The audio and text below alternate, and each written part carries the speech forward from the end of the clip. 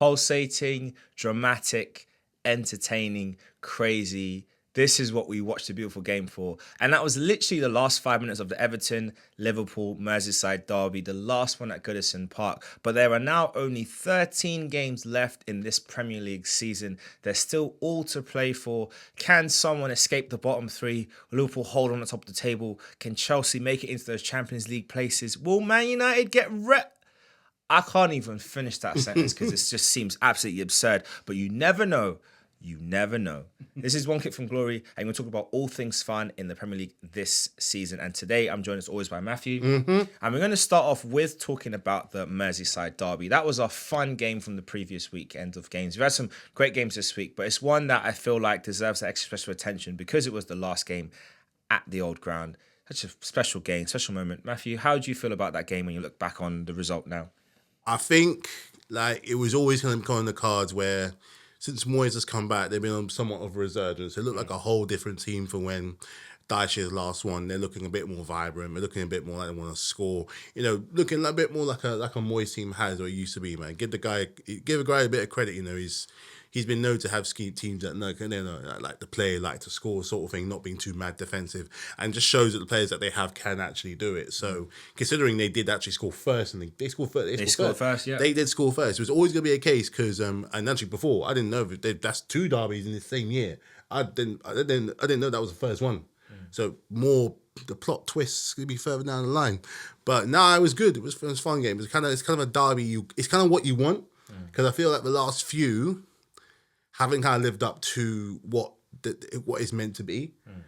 Beef aside at the end of the game, which I thought was just kind of like, that's just the Merseyside derby of all. We just remember so much kind of thing, giving the stadium one more bit of glory. I kind of think like at the end of the game, it was like, the players like, let's give them something about, let's fight, let's beef. Right there and then. Let's plot it right there, but lots of fire, lots of action. Liverpool not having their own way, giving them a right, proper good game. And just resurging. The form's continuing with Everton right now. Keep winning games, doing really, really well. And it was just nice to watch. Where it's like a bit of memory lane right there because Goodison obviously so no longer be with us for the next season. It would have been such a shame for them to go out on a whimper, to be potentially relegated. And Goodison to kind of see that out and go to a new stadium in the Championship, losing all their players, the club going further down. But credit to them, they've turned it around really, really well. Gave Liverpool a really kind of a lot to think about. If that was Dyche, no disrespect to Dyche, he did well with what he had. But if that was a Dyche game, I would have had Liverpool walking all over him. That's no disrespect to him, but Moyes coming in, giving a new lease of life. It's fitting that he's the guy that walks them into the new stadium next year. It's just so fitting. Speaking of David Moyes, I think we talked about some Moyes and Potter, they're returning to the Premier League and back into management and kind of looked at how their respective runs are going to go, I think, a few weeks ago. But what I find really interesting is just how much he seems to get Everton and has really kind of got the players buying into how he wants them to play. I want to shout out the man Beto, and he said in, I think, his last post-match interview after the Crystal Palace game that they won at the weekend, just talking about how much he feels freer now playing under David Moyes compared to obviously Sean Dyche, and just you can see that in the fact that he's scoring goals again, and that's really important. With Calvert-Lewin kind of being in and out of injuries and form, I think they needed someone to be able to step in and step up. They had that with Decore earlier in the season, and I think now with Beto doing that, it's kind of making things look really interesting for Everton in terms of how they end the season and where they could end up, and we'll kind of come to that a bit later. But how important do you think it is when you get a manager coming into a club, especially at this point in the season when, Sean Dyche has done well at Everton. He's done respectably well at Everton. He's not excelled them to a point where they wanted to go to, but he's kept them up every season. They've been through some tough times. I mean, last year with the points deductions, I think he did an incredible job to get them back to where they were. If you adjusted for them not having a deduction, they would have been much higher up the table and looked much better place. Obviously, things didn't work out as well this year, and I think injuries and maybe just not getting the new signings to gel as much as he wanted to cost him his job. But Moyes is now back. Things are looking very good for them. They're looking up the table now more so than down. Like, how important do you think it is, his return and his understanding of what it means for and not just the Everton players, but the fans more importantly? I think it left a bigger hole in their heart when he left all those years ago. to go on to Man United, and kind of arguably they kind of left off on a good place kind of anyway. They've had decent managers going along the way. They had Benitez, they had Martinez, they had Ronald Koeman for a little Ronald bit. Koeman was Ronald there, Koeman yeah. was there. Then they had Ancelotti, which was one of the strangest appointments, but he still went. He still went. So it's not as if they had bad managers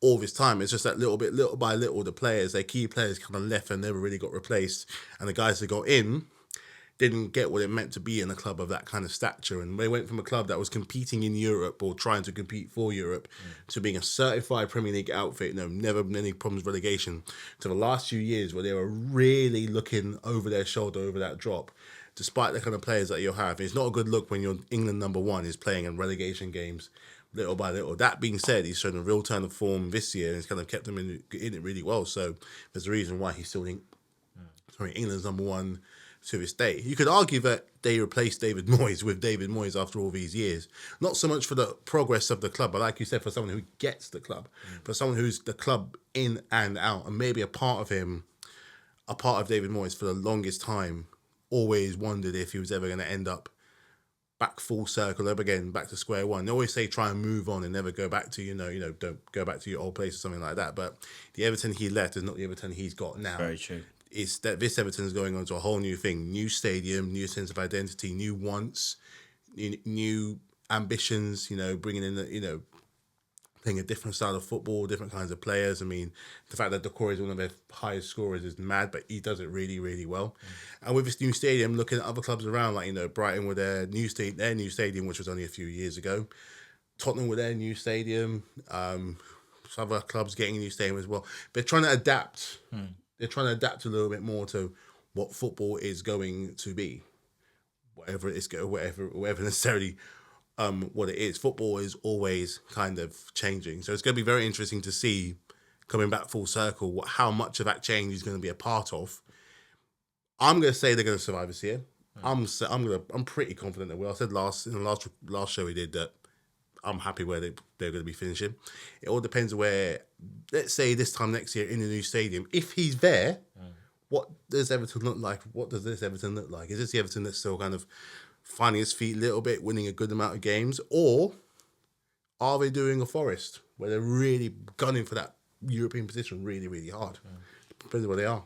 I think the important thing with that as well is bringing the atmosphere over from Goodison Park to the new stadium. I think that's going to be the single most important thing they can do. And I just loved the reaction from the fans on full time. On Tarkowski's equaliser, and then obviously you had the long VAR delay and everything. But I just loved the reaction, the limbs in the crowd. Even the fact that earlier in the week, Tarkowski did a video of Jagielka and he practiced that exact same type of strike, the exact same type of celebration, and did it in a match day situation. That's what football's all about. That's what football's about. I know some discourse online was talking about how Everton fans are over celebrating. It's not that big of a deal. I mean, it is a big deal because Liverpool would have had that over them for life. We beat you at your home ground for the last ever time. It's the same like when Arsenal were leaving Highbury. Yeah. And we had the derby against Spurs, and Omri was on the bench. Spurs were 1-0 up. Omri came off the bench. It was like, not on my watch. We drew the game 1-1, and it was like, I'm not having it. You are not coming to our ground and beating us. For you to say, we won, the last time we played at Highbury, we won. Get out of here. No. Not happening. And you see what it means to those players, because it's 100%. It's important. And it's like, regardless of what happens in your season, even if you end up being relegation fodder, if you don't end up winning that one trophy you really want to win, if you don't sign that one player, if the two things you do in a season, if you're going to do it, win your derbies. 100%. Have the bragging rights over your neighbours. And honours even at the last Goodison Park, the way they're throwing things, the way they're celebrating, considering where they've been for the last, 4 or 5 years, fighting on relegation, to the point that if it was under the previous system, Liverpool would have walked it. They would have absolutely walked them. But the fact they've got a new lease of life with a manager who for 11 years was in that fixture, if anyone's going to know what it means, even if it is for 2 games a year, 2 games, you win your derbies. You take a chunk out of them. And him taking the 2 points off in the last few minutes in that drama with the VAR checking this and that is the most derby thing you can do in football. And you know what? It all started off on the actual match day program, which had Mikel Arteta on the front when he was an Everton player, because that's the last match when Moyes was in charge when they beat Liverpool at Goodison Park. I just thought, oh, this is just nice. But anyway, it's not about the title race. It's more just about the derby. But then, having said that, Liverpool bounced back. I could say bounce back. They just continue what they've been doing this season. That's getting wins.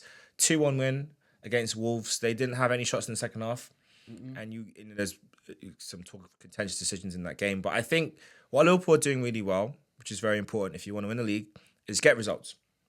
If you play good, play bad, doesn't matter. They're getting results. The key thing is going to be how they cope with their next sort of 3 or 4 games. And in fact, let's talk about that now. Because, as I said, it's the last 13 games left in the season. The title race is coming to a head. Liverpool are in the driving seat, and they are going to believe and hope that they can stay there. And all indications based on previous seasons, that is the likelihood. Liverpool did fall away last season, but no one likes to talk about that. But they did. They did drop from being up there to where they ended up, which is 3rd. So it's possible, but I'm not saying it's going to happen, but I'm not saying it won't happen either. However, their next 5 games are as follows. They have Aston Villa away in midweek. Then they go to the Etihad against Man City. They then have a home game against Newcastle in midweek, the following week. And then they go to Southampton at home on the 8th of March. And then they end that 5-game run with the second part of the Merseyside Derby at Anfield. So, looking at those 5 games, what's your thoughts on the results, predictions, and where you think it's going to go? They're going to drop points. I'm going to say at least 2. Okay. At least 2. I don't know if they're going to drop it against Villa. Villa are very, very hot or cold. And they've got a couple of injuries as well. And they've got a couple of injuries. They've just got Markus Rashford, who just needs to gel in that team a little bit. But knowing he's playing against Chelsea on the weekend, he'll probably do it then. But he might be up for it as well. If Liverpool, man, that Liverpool rivalry. I've already gone down to score a hat-trick against us because that's just what he does. He's got to warm up somewhere. Mean-spirited. They'll win that one. It'll be close, but they'll win. Man City are... I'm going to say something about Man City what I've never said, but there's a bit of interest around them. I've never been interested in Man City more in my life, but around this time, I did say with them, they just need a couple of good wins to get them on some kind of run. And they put Newcastle to the sword on the weekend. They're slowly powering. Absolutely. And they're not dangerously far away from getting back into that picture to regain what they think is theirs. They just need a run of games to do it. Yeah. And that win against Thing could be just the thing. It could be just a thing. Yes, they're down against Real Madrid, but it's Real Madrid. I can see them dropping points there. I really, really do. Especially with being at the Etihad. I really do. Newcastle. They've got Newcastle at home next. Good little preview for the final. I want Newcastle to win so badly. Cup final or the league game? Cup final. They could do the league game, I don't know, but the cup final, I just want them to at least know that at least one trophy's not going back to Man. It's like, please, one trophy. Newcastle, please. March, please. I will, just please. I worked at Sports Direct for a year. You owe me, all right? You owe me. And if you've worked at Sports Direct, you know how true those words are. You owe me. Put bags and everything. Don't think I'll drop points there. I think they're going to drop points against Everton again. I think I can see it again. The way they're playing right now with nothing to lose and no kind of fear. If they know they can take, again, they're playing derby games within a matter of weeks of each other. This could be if anything, no, I'll make it 3 games. It could even be Fulham. Fulham are no joke. Fulham on their day can be really, really good. I can see 3 drop points there. I see Man City, Everton, and Fulham. Really, really do see it. Well, we'll see how it goes. As long as Mo Salah keeps scoring, I think Liverpool's title chances look stronger and stronger every day. And that's the important thing. We're going to move over to your beloved Chelsea. I think it's been a bit of a weird season. And I do want to ask this question for you. Do you think that Enzo Maresca saying that you guys are not in a title race has unintentionally derailed your season? Because since that comment, your results have been very inconsistent and lean more towards a negative than the positive. Yes and no. Okay. Yes and no. No, I'm going to start with a no first, because I've said it once and again, to win a Premier League title, you need a lot of things that were on your side. And the one thing you do need, with and it's proven to have a lot of teams beforehand, is maturity and discipline. And for all the improvements we've made from last year, it's something that we really like, especially in defence and in goal, as Craig would say. Hate to admit, but it's absolutely true. There's no one in our defence that's going to necessarily marshal them up and be like, this is what we're going to do. Plus the captaincy situation. This is the first time in a long time where we've had a captain where they haven't had that.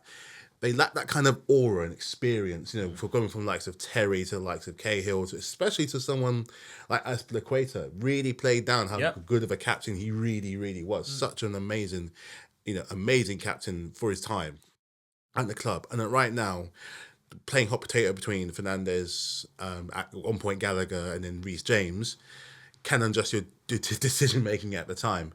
So you don't have the discipline there. Also, and it would have been very, very much of a miracle for Enzo Maresca. I know he did it with a championship in Leicester, but doing it with the Chelsea team in the Premier League in this current state against a Leicester team that were firing all cylinders in championship back then are two very different things.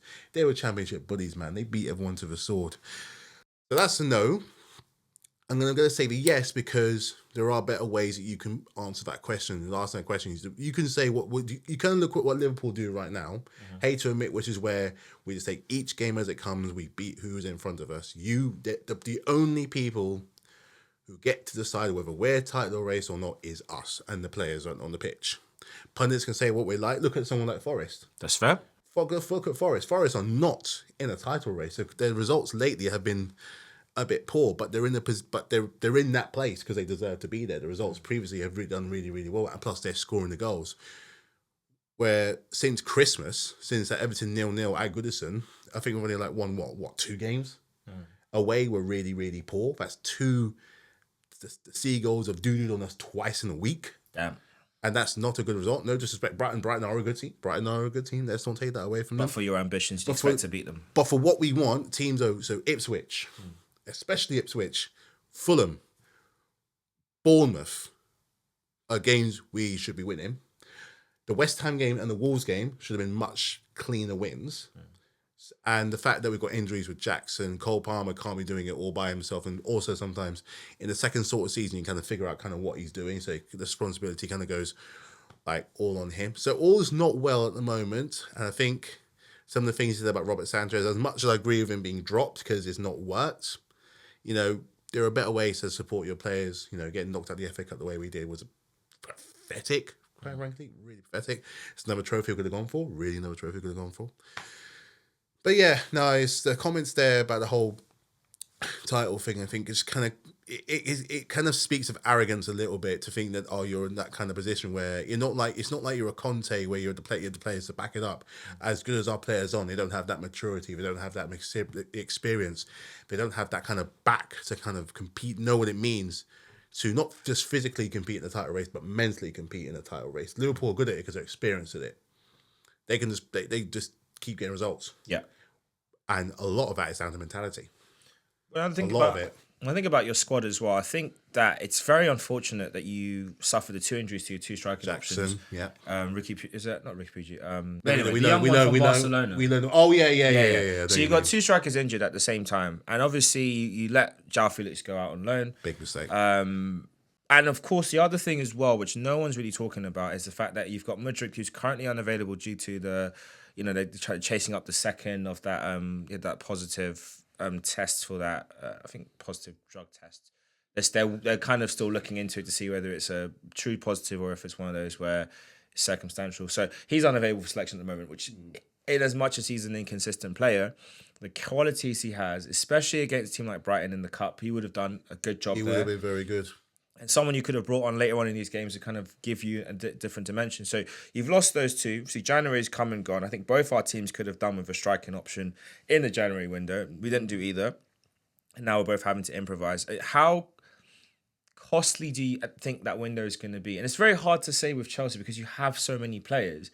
But yet, it's like you've got a lot of options, but not really sure about the top ones. They're not... I mean... We lost the last 2 games. We lost our last 2 games. You're going to know more once the Europa Conference League kicks back up again. Once that kicks back up, because we're in a very, very good place to actually do something against that. The only issue is that some of the players from that squad were either injured, they can't play, like Mudryk, or they're gone. João Felix was a very key component a very key component to that squad. He did really well, scoring lots and lots of goals. Not saying that the other players around there weren't doing that, but he was key to that. Same thing with Mudryk. Mudryk was kind of key to that kind of thing. So we all know more. Premier League is the Premier League. I mean, the ambition is fourth. The absolute ambition is fourth, and it's still very, very doable. We just hope that the injured players come back at some point, with injuries. It's one of those unpredictable things. We'll know more when that Conference League comes into play, because that's something I can see. Our players, the players that we have, I think that's kind of how it happened with West Ham, how it would mean a lot to the group of players that are around them. It's going to mean the same thing to these group of young players, because especially young players, to actually have silverware in their hands to kind of see their achievement. Sometimes with people, kids and adults, even when they're earning the money that they need to see what they're going for. And if they see it and they hold it in their hand, it's going to mean the absolute world, because that's moving on to the next step, which is the Europa League, and then vice versa, and up and up and up. Sometimes it's a case of qualifying for that table. In that table is going to be great, because you've got it. It's there. But sometimes seeing the trophy and seeing that natural slow progression can sometimes be better than just simply getting in that slot on the table. We've seen so many teams over the years that have done well to get into a European slot, whether that be Europa or Champions League, and they don't see the trophy, but they see the fact they got that spot. It has not worked. Remember when Everton got Champions League all those years ago? Didn't work. When Newcastle got Champions League last year, didn't work. Hell, when Newcastle got European football when we won the Champions League, it didn't work. Sometimes it's good to see that trophy and holding it in their hand. That's why I really want to win it, because it'll be a chance to have all three major trophies. That's true. Which will be the first club to do so. And again, young group of players coming over from other clubs, probably starters from their clubs, who've probably been squad players here to prove a point that they can go into a tournament and actually do well and win. We let down ourselves in the cup competitions, the domestic cups. Let's pride ourselves in our European pedigree. Back in Europe for the first time in the season. Let's see what we can do. But hopefully we're able to get Mudryk back for those games, because they're coming quite soon.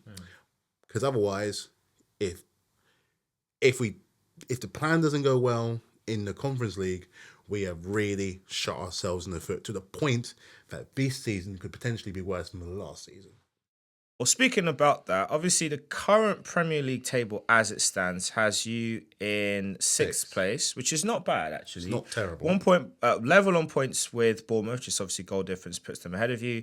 1 point behind Man City, 4 points off Nottingham Forest, who are in third. So it's not insurmountable for you to get into the top four. Looking at your fixtures ahead, so your next 5 fixtures that you've got on the list, you have Aston Villa away, Southampton at home, Leicester at home, Arsenal away, Spurs at home. How do you see those 5 going? As long as we beat Spurs. As long as we beat Spurs, that is. All right. So you got Southampton, you got Villa first, Southampton, Leicester, Arsenal, Spurs. I think we're going to be fine for this one. Fine for Southampton. Going to be fine for this one. Fine for Leicester. We need to win this one. Need to beat Spurs. This is going to be a funny one, because I'll just see Markus Rashford do something stupid and good and scoring a really good goal. Well, that's Villa at the weekend, so we'll see what happens there. This is going to be a big one, because there's 2 clubs coming together who arguably, like you said, should have done better in the transfer window. 2 clubs where arguably their main squads are going to be depleted. But the interesting thing with Arsenal, we'll get into them more in a minute, is that we're on a 15-game unbeaten run in the league, which is the longest run since Arsene Wenger was in charge. Yeah. And yet we don't have a striker. We've got injuries to so many of our key players, but we're still churning out results. I think we'll get into Arsenal a bit more, but I think there's something interesting to say about that in terms of the view of the team for the season. But yeah, I think there's a lot of work for you to do. Obviously, after those set of games, you've got Brentford, Ipswich, Fulham, Everton, Liverpool, and you end the season against Newcastle. No, Forest. Forest is the last game of the season. Yeah, wait. So, yeah, Newcastle, then United, then Forest. So your season ends on the 25th of May. That one so badly. Lots of games to go for. Lots of big games. Oh, yeah. Do you think you'll make it into the top 4? Or do you think you're going to finish 5th or 6th? If the point gap is still 4, maximum 5, yes. If the gap is still there, still see Forest. I see Forest dropping. I do see Forest dropping. I do think there's more in case for what happens with Man City as well. So we're looking at those 2 teams to kind of block that gap with them. So I'm saying top 4 still very possible. Still very, very, very possible. Well, chasing the top four is definitely something that you will want to do. Before we get on to Arsenal, I want to talk about one team that are whisper it. They're looking at a relegation race if their current form still continues. So I'm talking about Manchester United, Man Red, as they refer to at times. I am shocked. I'm shocked at what's happening. To think that they were 4 points off the top four when Amorim was appointed. Weekend before we started, they were 4 points off the top four. They have slid down that table faster than Michael Jackson moonwalking on an ice rink. It is embarrassing. But great to see. This is actually for real, man. But it's crazy because you take a step back and you think, when they appointed Ruben Amorim, we knew he had his style of football. We knew what he wanted to achieve with the team. I can't believe how bad it's gotten. Bad. I don't think it's worse than David Moyes' time wasn't this bad at Man United. No, it wasn't. Ole Solskjaer wasn't this bad at Man United. Even Ten Hag was not this bad. It wasn't this bad. So the big question you wonder is, first and foremost, will he even survive to the end of the season? That's the first big question. Will he even make it? And secondly, does there come a point where you have to put your philosophy to one side and just get results? But let's start with the first big question. Will he survive this season? Because it sounds outrageous to say, considering they've got a project they're going to back him. We know there's a lot of work to do to the players in, players out. They've got to reshape that squad. But I don't think you should be this bad, this consistently, and nothing happen for Yeah, them. no I don't care however you got players that can't play your football, you don't like them, out of favour, all that kind of stuff. I don't really care. At this point, it's ridiculous that you can't string together good results. So what's your thought? Will he survive the season? If he doesn't, or like at some point when he doesn't, it's going to be an absolute disaster for both. I mean, to save face for them and not look embarrassed, I'm going to say that he is. Because they want to save face. That doesn't mean necessarily that he should look. If this was Roman, he'd be gone. Yeah. Roman, out of that door long time But ago. also, if it was Roman by that same token, in January, he would have gotten in 5 players that he wanted. Oh yeah, no about he would have got players like this, that, and that. But at the same time, you come in where you got they brought you in because they see something that you could do. What's that one guy that he used to play at Brighton? What was that one guy that everyone's over at Lisbon? What's his name again? He's still there. Not Gyökeres, the striker. Might be him.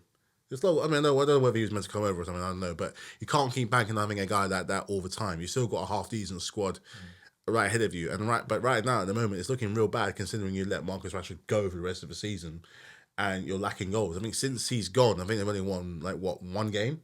But also, I think the comments around Rashford is that he's not in the right shape. He looks fine at Aston Villa. He's fine. I mean, even they tried to spin a story that he was training alone this past week, but actually the whole Villa squad was given time off, and he asked Emery if he can stay and do individual training for a week. So he's showing you the level of professionalism that he was accused of not having at Man United. And I do feel like there's something to be said about that whole story, about pushing him out the door. I don't really like the narrative around it because it's clearly not accurate. And there's obviously more to it than what's being said. That being said, with the players they've got left, they should be able to get results. And against Spurs, they should have done better. Garnacho had plenty of chances to do better with his finishing. Højlund can't buy a goal right now to save his life. Xerxes, tidy player on the ball, but when it comes to in front of goal, there's not much there. Fernandes looks good when he plays deeper. Yeah. But when he plays deeper, there's nothing happening up front. So and obviously Ahmad being injured is a massive loss because he was giving them an outlet and someone who could do something unpredictable. So right now they're really struggling. Very much so. But then you think of the players I'm naming, and I mean Casemiro I think had a good game against Spurs, considering people think he's past it. I think he looked decent. I think the defense, the goal they conceded, the defense switched off. Great finish for Spurs, but yeah, just kind of goal you don't want to concede in the game like that. Good finish from Maddison, but again. Standard Man United. Not what you want to see. It's weird. Like he should he still be in a job? No. Will he still be in a job for the rest of the season to save their face, save their embarrassment? I'm gonna say that he is because, but they're getting worse. But then the key word is that they're getting worse. Does he need to pivot his strategy? Because I always think back to. You always think when a new manager comes into a team and what they want to do. I know when Arteta joined Arsenal, he always had this philosophy in place. The current system we're playing, the 4-3-3 or the 4-1-2, whatever, the 4-3-3, 4-2-3-1 variation that we had, he always wanted to play it eventually. And it took him a while to get to this system. In fact, he first started off with the back three, won us the FA Cup. Then he went and he started shifting between the back four and the back three the following season, tried to get to where we currently are. He had a 4-2-3-1 initially. Now it's a 4-3-3 effectively. And he wanted to get there, but he had to take it in stages because he realized you can't just overhaul everything in one go because it will take a while. You got to work with what you've got. And I wonder if Amarin and he's right in saying that you have to suffer through the bad results when you try to implement a new system or a new way of playing. And I get that. But after a while, there has to be a middle ground. Yeah. There has to be a middle ground. You can't tank this season. You can't tank this season with the excuse of it'll get better when I have my players next season. Because you might not even have the fans, much less the dressing room. Yeah. And it's February. You still got 3 months worth of games. You've still got 3 months worth of games. Let's pull up the league. Manchester United are 15th on 29 points. West Ham have 27 points behind them. Wolves have 19. Ipswich at the bottom three have 17, same with Leicester. The fact that it is 11-point or 12-point gap between them and the bottom three is their only saving grace. So, but it's not, again, the gap isn't... But if their results continue as they are, that gap will shrink fast. Very fast. Because Ipswich now have a bit of hope after the game the other day. Yeah. They might feel like they got something in this. Leicester, against Arsenal, they played well enough. They just couldn't finish their dinner. Couldn't score. And couldn't make that crucial chance to score. But they've got something in there. We know Wolves are Wolves. And we know West Ham will get it together eventually. Man United need to really just have a little shake-up. Even Everton right now. Everton are looking up. They're on 30 points and they're dreaming of look, realistically, if Everton put together the nastiest run to end the season, they could be looking at a top 8 finish again. Yeah. They could be. And dreaming of more. They're looking up. They're looking up. Man United, you should be looking up. And in a way, the thought of relegation is absurd. But not impossible. But it's not impossible because the results you're having... They are putting you in a position where that could happen. You have a -7 goal difference right now. -7. Manchester United. Are we not embarrassed? Because you should be. It's terrible. -7. It's terrible. 10 years ago, the thought of that, no way. Even under Ole Gunnar Solskjaer's worst, the one thing you give him is they scored goals. Yeah. They couldn't defend for toffee, but they would score goals. They would score. Eric Ten Hag was boring. Boring at times, but they would never down this low. No. They flirted with it, but they never got this low down. They would have a string of results where enough to kind of keep them in the conversation. Them up. They would have a bounce back moment. It almost screams of what how Rooney came to a thing and then got them relegated. It's the same sort of thing where at least with Ten Hag, how many points off the top 4 they got this guy, and it's just absolute. But what's going on in the dressing room? To have them go on this bad, what's been said, what's been done, is there more? We say more, but the state of the club is much more drastic than we think. With stadium crumbling, unsuitable training conditions, facilities just really, really poor. Clearly, still living off those glory days from many, many years ago, and I think it's like they're in purgatory in that club. Literally, just kind of like it's dystopian, like a dystopian society where they haven't been able to let go of the glory years. You hear about me if you. You know it's a bad thing when Man United talk about the state right now. They're always talking about what's happened in the past. Even on TV, always having things happen in the past, not living in the moment. That's costing really bad. Like, look at the Premier League table. Stop being in denial. Like, it's even at your worst, your worst, you're still in the top half of the table, fighting for a European spot, whether that be the Champions League or the Europa League, which is something you're still in right now. Only just. Look at the Premier League table. It's terrible. And yeah, this could happen. We're seeing now, much more often, the last 6 or 7 years, a lot of bigger clubs, when they don't get it together, because of how football works right now, how other clubs going to all these smaller clubs, it can happen to anyone. It happened to us. It happened to you. Yep. And now it's happening to them. Except with these guys, with the brand that they are, it's going to send shockwaves around the system. Manchester United with... I'm not saying they will, and I don't think they will, but the fact that they're flirting with it so badly, and they got this new guy in to clearly do something, and he can't get a tune out of nothing. It screams like they need to have... when you say they haven't got a hard look at themselves? This is when they got to have a hard look at themselves. Now we're saying it, now we mean it. Have a hard look at yourself, because if you're not careful, you could be Leeds. If you're not careful, it's unlikely to happen. Like I said, I don't think it will happen, but it doesn't mean it can't happen. I think one of the things with football as well is it's such a cyclical sport. Things go around in cycles, and big teams have their dips and then they come back, and things happen in waves as well. The problem for Manchester United is that they have been able to win trophies in recent times, which is really good, and that kind of gives you that little bit of capital to rejig and reshape things. The bigger problem is that they've made too many short-term decisions of transfers over the years. And even when you look at the younger players they've bought with a longer-term view, they're not the right profile of younger players for the club. So Mason Mount, for example, I don't get the signing. I don't get it. And it's not a knock at him. It doesn't make sense to me because Man United's midfield was crying out for a player that has legs and energy. They had McTominay, but they felt like he wasn't quite at the level required. Okay, fine. They moved him on. Mason Mount doesn't seem to fit that bracket. He's a good creative player. He's good at set pieces. He's got a nice free kick on him. But in general play, he's just a more stylish James Ward-Prowse. Give you that. All right? Younger version, more stylish, probably a little bit quicker. But that's probably the best you're going to get. Doesn't make sense. Anthony has no pace. No pace. And the fact that Manchester United had an Antonio Valencia, who was a right midfielder, played right back in his final few seasons at them. He's quick. He at right back was quicker than Anthony in his prime. And he was a machine. He was a machine. Machine. And well played to Anthony. He's doing well at Betis right now. He's got a couple of goals. Fair play to him. Well done. Claps. But never, ever good enough for Man United at all. Don't get the signing at all. Not a Man United player. No sense. He's not a direct winger. He doesn't deliver in great crosses either. So it's like, what do you offer? And the skills you have just didn't land. Just whack. Just didn't land. Anyway, that's him. So that's two players they brought in attacking player positions. It just doesn't work for me. You can talk about the strikers all day long. Hodgson, he's young. It just the money was too much for him, and I think that's just weighing him down. I feel sorry for him because I think he's got a lot of potential, but it's just too much too soon. It's not working out. And he gets injured a lot, and so I think he needs more time. Injuries. He needs help. Xerxes is not a striker that you play to lead your line. He's a player that needs to play off a striker, and their system doesn't accommodate that. So that's a waste of a transfer again. Yeah. Just again, waste of a transfer. Rashford. Let's move on from that topic because we talked about those. Garnacho, I think, has got a lot to him, but the question marks is over his finishing, and it hasn't developed as it should have done by now. So that's another player who's got a lot of potential, but if he doesn't develop more, he's not going to reach it and achieve it at Man United. So that's another player that's kind of sitting in that middling ground of just wasting time.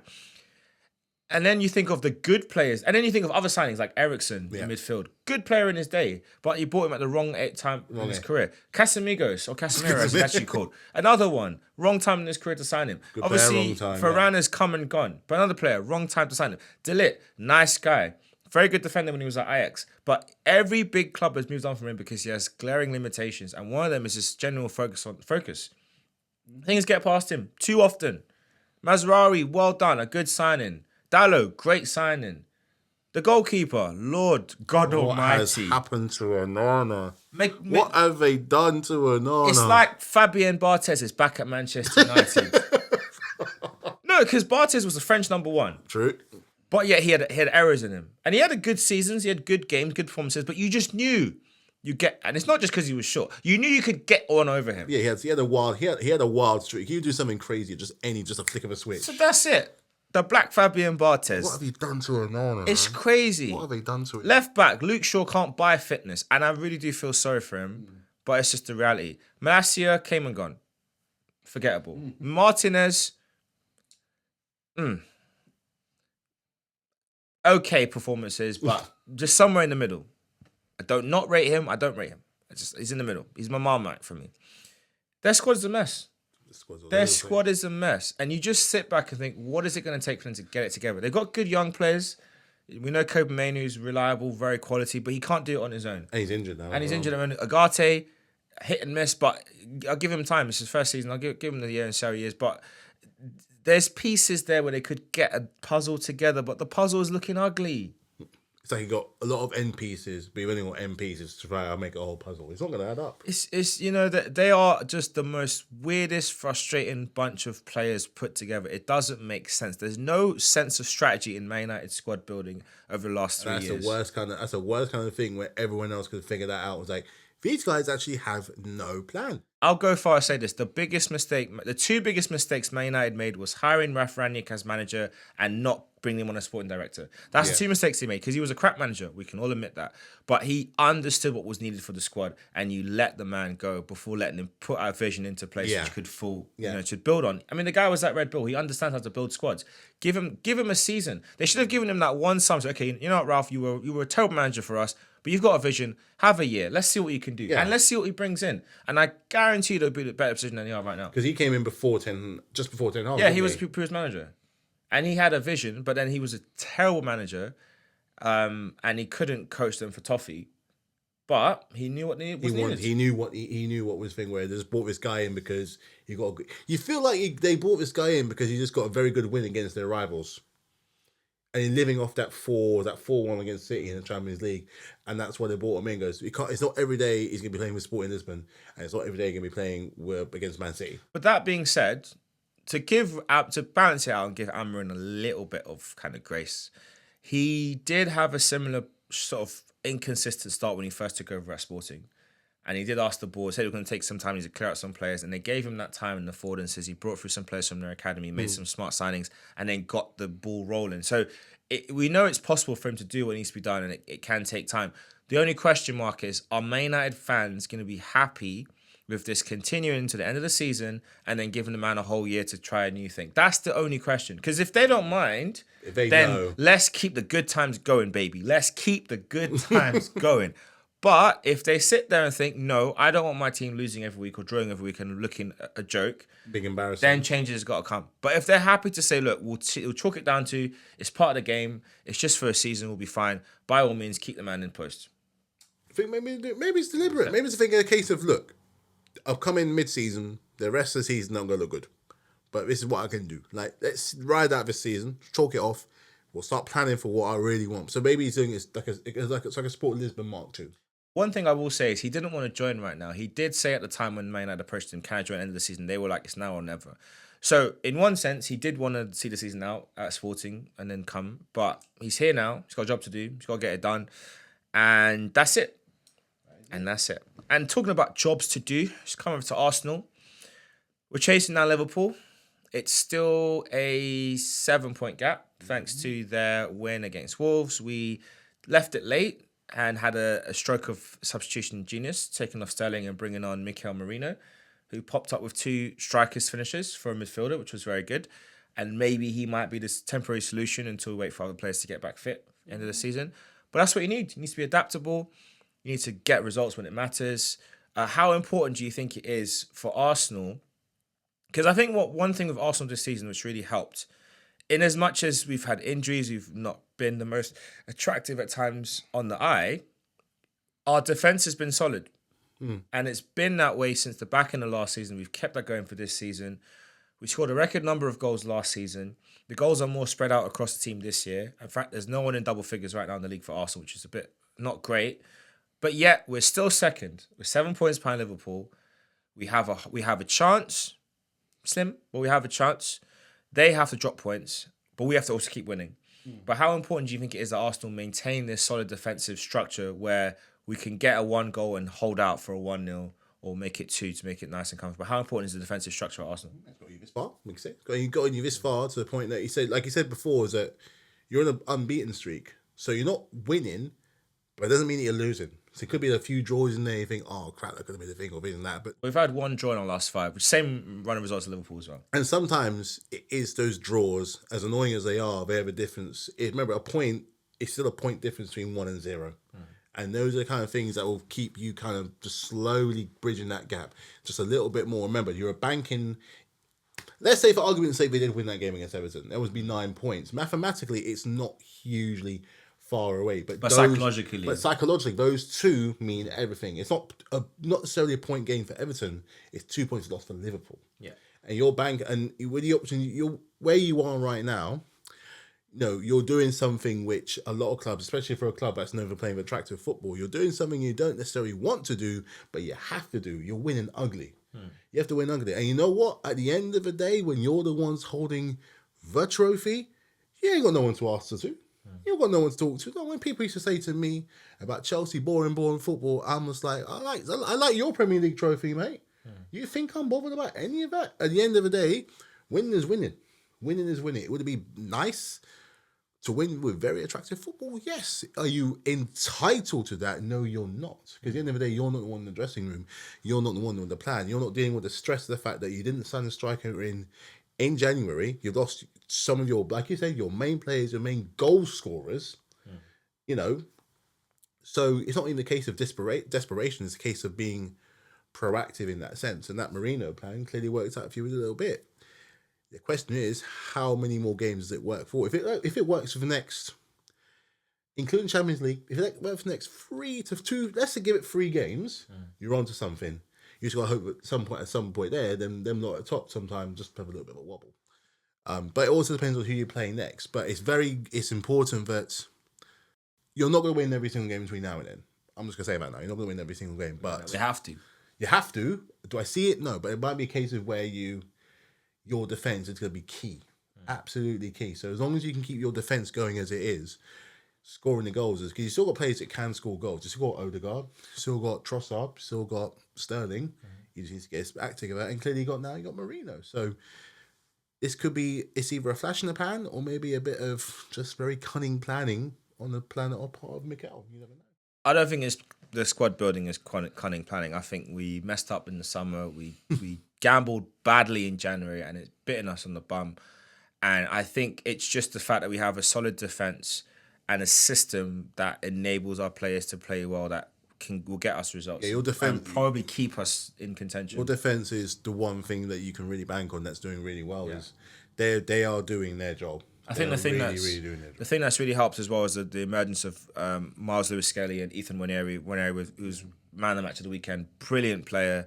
I think you're seeing a 17-year-old who has got that Cesc-like influence, a player that came into the first team, and now everyone's wondering, well, when Saka's back, what's going to happen? I mean, he's going to start, because he's made a space. It's just someone's going to have to sit on the bench. Exactly. Who that is, that's a debate for another day, but that's just what's going to happen, which is great for us. But I think I also don't want us to overburden him, because now you're looking at the games coming up. He's probably going to start most of them, which I don't think he should be doing at 17, but he's going to have to until Martinelli and Saka come back, and that should be I think Martinelli first and Saka coming back a few weeks after in March. I think end of Feb, March, Martinelli should be back, and then Saka back middle to end of March. So that will be good getting them back. Obviously, we'll take it to them are both a couple of games to be up to rhythm. Kind of adapt a little bit. Yeah. But we need to just keep chipping away and keep picking up points, because Liverpool won't stop winning. And the main thing for me now is that when Liverpool drop points, we have to capitalise. Yes. We can't, because they've dropped points this season, but when they drop points, we also drop points. At the same time. So, it's annoying, but also it shows that at least there's some consistency there between the two teams. You do as I do. So you do it. If you're doing it, I'm going to do it too. And we still have to go to play them at Anfield. And that game is probably going to be a title decider if it's not already wrapped up. Yeah. And that game will happen. There we go. Yeah, 10th of May is when we've got them. So that's the crucial game before the final. Penultimate of the penultimate weekend. Well, we still got, we end at Southampton away, Newcastle at home prior to that. So Liverpool away, Newcastle at home, and then Southampton away to end the season. So it's going to be very interesting. It's going to be very, very, very close to what happens and how we kind of bring it all together. But if we want to win the league, we're going to have to go on a run. And we're going to have to start at West Ham at home at the weekend. We need to get 3 points, and I think the key thing is just get that game wrapped up early. Yeah. Get the game done in the first half, and then we can relax. Then we've got Nottingham Forest away. Big game. Very big. I think Forest have been a bit up and down recently, but they're still a very good team. Hard to beat away, but we need to find a way to grind out a result. And then Man United away, just got to beat them. I don't really care about Man United at Old Trafford. Just beat them. And then it's Chelsea at home. It's a home game, derby. It's going to be a lot of emotion riding in that. Martinelli should be back for that match. We know he loves a goal against you guys. So, and then Saka might be back. If not, then he'll be back the next game. So that will be a good one. Then it's Fulham at home. So I think the key thing is we just need to keep picking up points. I don't care who plays up front. If Sterling goes up front, if Mourinho's up front, if Trossard up front, whoever plays up front, get a goal. Even win the bloody dog. Saliba up front. I don't care who. Arsenal's objective between now and the end of the season is just 3 points every week. That's it. 1-0, 2-1, 2-0. I don't care what the scoreline is. Do it how you do it. Just invoke the spirit of George Graham and just grind out 1-0. They can be ugly, dirty, disgusting. Set piece, FC again, ole, 1-0s. I don't care. Bolton-esque. That's it. Just get the wins. Stelios Yiannopoulos style. And then see where we are in 4 match days time, because by then Liverpool have got some tricky games. It could be a whole different landscape by then. Mm-hmm. I mean, the benefit for them is that they've got a more fit and available players than us. They got their front options all available. I know Gakpo came off with like a slight injury at the weekend, so they might be losing a few people. But as long as Salah keeps scoring, that's all it is. They'll be fine. Mainly him though. It's mainly him that keeps scoring, because whenever he seems to score, it goes well for them. It goes well. If he goes on a barren run, ooh.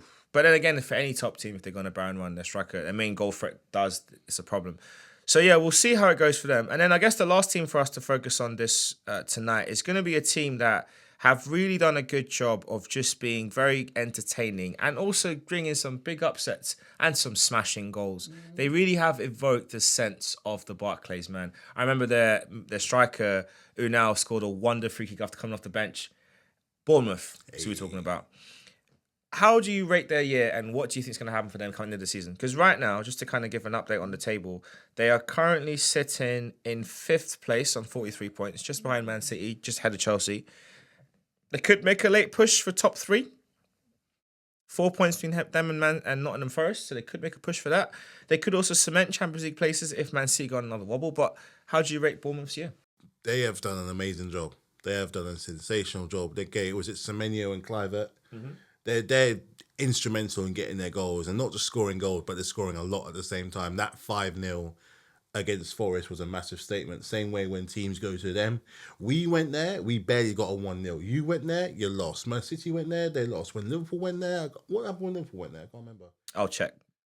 But either way, they've done what I like to say is with teams like, especially when you find your smaller volume teams, if there's one thing you want to do to establish yourself in the Premier League, is that you make your home ground an absolute fortress. You make it really hard to beat, and you stick to your guns playing their football. And you know what? Credit to them, they've capitalized as well on other big teams' mistakes. Chelsea slipped, Tottenham slipped, Man United have fallen off a cliff. They've really capitalized on Liverpool beat them twice. Liverpool beat them twice, was it? Yeah, they beat them away. Liverpool won at Bournemouth 2-0 and beat them at home 3-0. Yeah, I don't know. It's always perfect. So, they've had a really good season. They win when they need to win, getting in those crucial results. They beat Man City at home 2-1. They beat them. I think they came from behind to win that one. If I'm not mistaken. But they've done. Oh no, they're 2-0 up, and then Guardiola got one late goal back. Beat Spurs 1-0. Beat Spurs, yeah. Thrashed Man United 3-0 away. Oh yeah, that was number one, yeah. Beat Newcastle 4-1 away. That was a big shock. Big result. See the 5-0 against Nottingham Forest more recently. They were leading against us at one point, and then we got our equaliser. So look, they've got something. They're a team that got that dog in them. They know to fight. Don't like to give up too much. So, but we're seeing that a lot lately, where I want to say the last few years, for all that we complain about the Premier League season right now and Pep dominating everything, what you are seeing is every now and then, it's not always the same like mid-table club that's aiming higher and find themselves finishing somewhere we don't normally expect them to finish. It happened with Villa last year, then it happened with Newcastle. Beforehand, there's been teams like Brighton, there's been teams like Wolves. I think Wolves were in Europe for 2 years in a row. And before that, I think it didn't really happen. Hell, even Southampton, not that long ago, they were pushing for that. And despite the fact that all their players were leaving, they found themselves a bit of a fan. They found themselves a bit of form. So it's nice to see that kind of continue. Every year it's a different team that kind of Wolves finds is another big one as well that made that push 3 years ago. Wolves, really big one. West Ham. Who else has done it? Other teams around that have had really impressive kind of pushes. We're like, you know what? They could find themselves, even if it didn't make Europe. I remember Leeds finishing mid-table in their first time of asking, despite the fact they shipped goals for fun. But in that first game against Liverpool, they absolutely gave them an absolute game. So every year it seems to be, and this year could be Bournemouth, but clearly they take nothing away from any fortunes and stuff like that. They still got to beat who's in front of them, and done a fantastic job.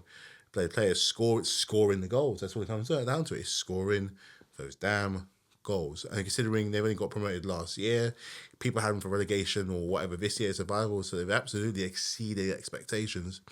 What you don't want, though, is for this to be next year where it becomes a big problem for their squad. So you wonder, competing. Can you imagine how mad it would be? Bournemouth in the Champions League. Bournemouth going to the Bernabeu. I'd love to see it though. You would love to see it. Just be like, I wonder what it would actually be like and see what happenens. Just for because I think they'd love it too, bringing in that revenue, bringing in that interest, because their stadium is tiny, really, really small. But it'd be, it's what football's about, man. It's to answer those what ifs. I just hope that it doesn't overwhelm them to the point that their league form really gets affected. I can see them quite comfortably in the conference, not the conference, sorry. Europa. I can see him comfortably doing that. And it all goes back to the decision they made to let Gary O'Neill go and bring in Idoni Iraola at the time. Yeah. Which was seen as a bit controversial. I mean, I remember Mark at the time said, no, if you know how good Iraola is, this is an amazing coup. In fact, he's going to Bournemouth. Just watch this space. Look what they do this season. Fast forward to now, the podcast is Sear and Wise One new best. There we go. Where was he before? He was in Bilbao. So obviously Mark follows Bilbao quite well, so he knew they're going to get a really good manager, and they really have. And, it took him a bit of time to get the ideas working. I think his first year was a bit up and down with results, but you could see something was cooking. They got some good games and good results in big matches. There's some good players too. And they got some exciting players, and now look at them. The pieces are coming together. You got Justin Clive, who is looking like he's stepping into his dad's legacy with fun. You got Semenyo this season, who looks like he's going to be one of those Premier League mainstays for years and years and years to come. Premier League man. Up front, they got options for days. Obviously, a few injuries here and there, but Unal looks very good off the bench, and he'll be looking to push on for next season. They got Evan Nilsson. Yeah. He's finding his feet. Midfield, they've got players like Christie, who's been there for a long time, and he always seems to turn up and he's playing well. They just got ballers over the pitch. Good linchpin in the middle. Very, very good. Like a Bournemouth man. So it's really good to see what they're doing and the players who've come back. Even the story of their midfielder who had cancer and came back from that. Very good. Just amazing. Amazing. I'm just really impressed with what they're doing as a team. And we hope that they can keep pushing on. As for them, their next fixtures, they have Wolves at the weekend, followed by Brighton away, Spurs away, Brentford at home, Ipswich at home, West Ham away. That's their next 5 coming, or next 6. So it's going to be quite interesting to see what they do in terms of those results and what they can do in terms of performances. But this is what it's all about. This is what it's all about. I think they can make a case for, definitely for Europa. I think they can stay where they are. Definitely. I think they can start looking up and start planning to just take advantage of any slips from Nottingham Forest. Because if Nottingham Forest slip up, they're in there. If Man City wobble again, they're in there. So I think Champions League is a real possibility for Bournemouth. Imagine that. And they just need to stay there where they are.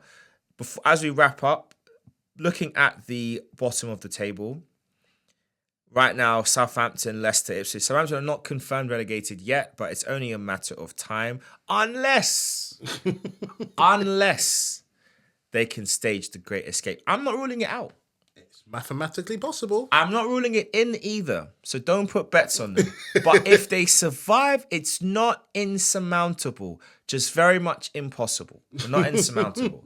So looking at the bottom 3, Southampton, Leicester, Ipswich, will it stay the same? Or do you think it will change? And if it does change, who's coming out and who's going in that place? I think this is how it's going to stay. Okay. This is how it's going to stay. Even if Ipswich just somehow slip behind Leicester, it means nothing. It just means you're less worse than the others. But I think pretty much the bottom 3, I think Wolves had just enough about them because they're unlucky on the weekend. They did well getting their goal, but a few crappy decisions. It's going to stay like that. I really don't see it changing too much.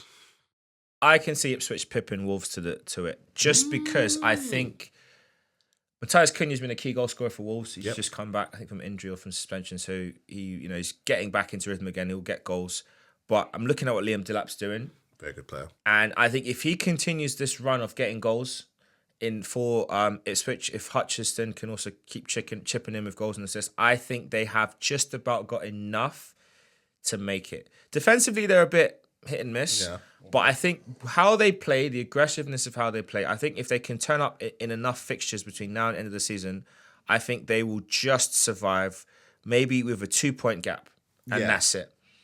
And I think their biggest games they've got in terms of the teams they need to beat, they got Man United coming up on the 26th. Spurs first at the weekend. That could go either way. They've already beaten once. Beat them once. They got Bournemouth again, April 1st. That's a big one. They got Wolves again, or Wolves rather, on the 5th of April. Chelsea on the 12th of April. And then their big game, They've got May 3rd. Obviously, got Arsenal on the 19th of April. And they've got Everton 3rd of May. If Everton already got everything sewn up by then, it might work out in their favour. So I think that's going to be the big thing at Ipswich. They need to just get these results. They end the season at West Ham at home. And they have, so their last 3 games is Brentford at home, Leicester away, and West Ham at home. If they can pick up 9 points from those last 3, that will be enough. It's It's impossible. very much doable. It's not impossible, especially with their home games, because in this position that you're in right now, if you want something to happen, you're gonna make it happen in your home games. That's your stadium. That's your house. You can't have people come around and disrespect your house. Away is away. Don't have much control over that. But if you want to make things happen, make it happen at home. Make it. I can see them, not so much Leicester, but them making Portman Road an absolute nightmare for their last few home games this season. I can see them being a nightmare. I think it's there for you, Ipswich. If you want it, you can get it.